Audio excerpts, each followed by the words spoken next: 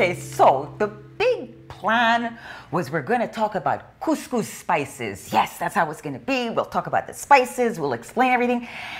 And then the brainstorming starts and everybody's got ideas and techniques and everything. And I'm looking and I'm thinking, everything I'm hearing sounds like a boiled dinner. Yeah, that's what couscous is. It's a boiled dinner. It's a nice piece of meat with seasonal vegetable in a tasty broth. And a boiled dinner happens everywhere in the world, whether you're in Peru, in Quebec, or in North Africa.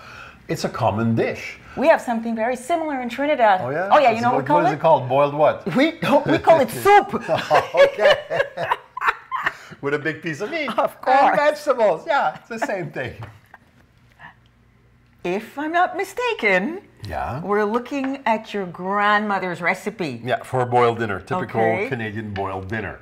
You know, whatever seasonal vegetables, but certain things had to be there. Okay, what can I do? What can I do in the Okay, meantime? then just let's start cleaning vegetables. Do the fava beans. Okay, all right.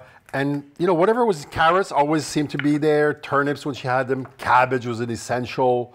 You know, and whatever, onions of course, and the beans. And I remember the arguments with my aunties about whether you should put wax beans or green beans. Sorry, just let me stop you there. So What? they argued about the beans. Yes, yeah. Did So what kind of anybody beans? have any opinion about the spices? Because that to No. me is what is missing. Well, it's missing. Today's vegetables have no flavor. My Yeah. grandma had organic vegetables, and she had herbs from her garden. And she would always put these big bunches of herb in the broth with the fresh vegetables and a good piece of meat. And of course, you ended up with a great broth, which is the whole point of having a boiled dinner, is the broth. Okay, we're getting to where this is ready to be put in, right? We're going to put our veggies one by one so they're all crispy at the end. And that's about it.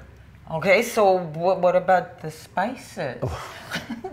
Okay, I put the beef to cook 2 hours ago, a big chunk of beef with a bunch of parsley, and I put plenty of spices in the broth. So we could put more? We could put more, and why don't you do that?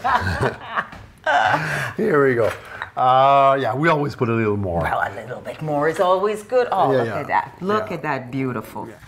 Even though I'm the one who makes the blends, it's when you're grinding it like this that the real meaning comes out. Those Moroccan chilies, the saffron, the caraway, the cumin. The cinnamon, the allspice, and all the North African herbs. Ginger. Yeah, I mean, when I smell this, it's really North Africa.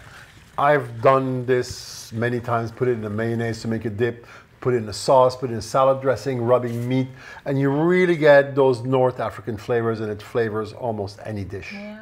Who cares about the beans, yellow, green, whatever? At this point, yeah. My aunties would eat it anyway, no matter what color beans are in there.